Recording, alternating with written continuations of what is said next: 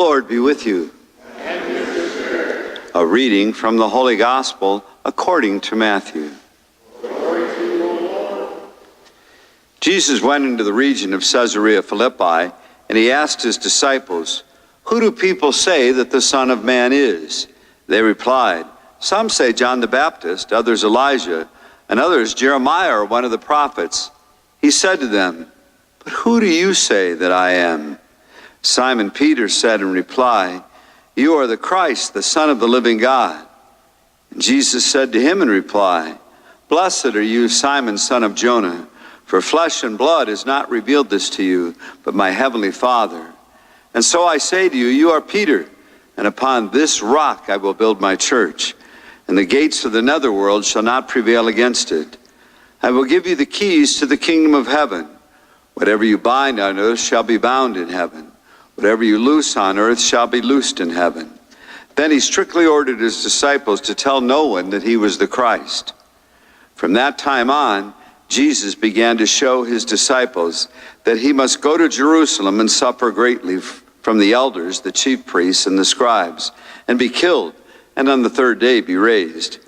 Then Peter took Jesus aside and began to rebuke him. "God forbid, Lord, no such thing shall ever happen to you." He turned and said to Peter, "Get behind me, Satan.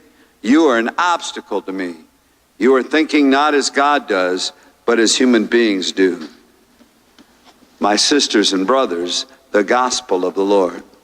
Praise to you, Lord Jesus Christ.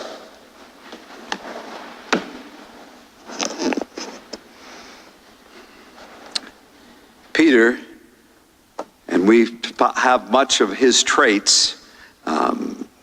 He got it right and he got it wrong, didn't he?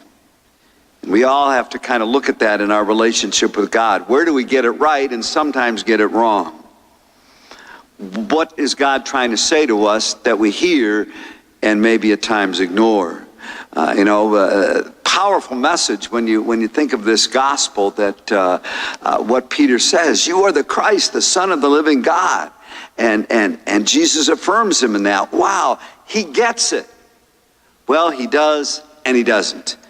Because then when Peter goes on to say, he's going to suffer and he's actually going to be rejected and killed by the elders, the chief priests and the scribes, which in itself is scandalous. There's no way Peter accepts that. He said, no, not at all. And think about it. This is the only time Jesus says to anybody, "Get behind me, Satan." And of course, the Satan here, that word means deceiver. And the one who deceives us, we can be even more deceived when we get it partially right and we think we're on the right path, and maybe we kind of are and kind of aren't. And we all got to take that deeper look.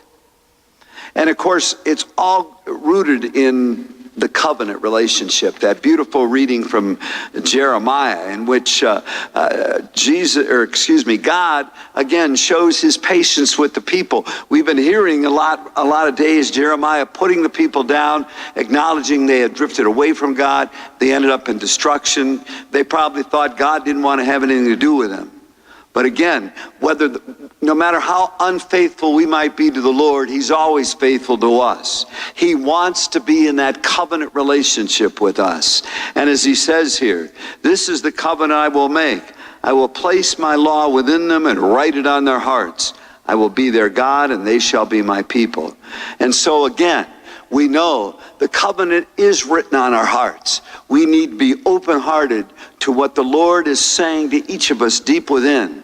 And again, he's saying to us that he loves us, and he's saying to us there's areas we got to look at more deeply in our relationship, because a covenant relationship is to be mutual. Mutual giving, mutual receiving. The Lord is there. How open are we each day to his giving in such a way that covenant love touches us and transforms us, that we can't help but be loving throughout our day, because we're so in touch with and moved and changed by God's covenant love for us. So today, and even in every day, we might take a look at this relationship we have with the living God. How are we getting it right? Because in many ways we are, even coming here in the morning as we do. But how are we maybe even in some ways justifying something or fearful of something and getting it wrong, take a moment and see what the Lord wants to speak to each of our hearts here and now and throughout this day. God bless you.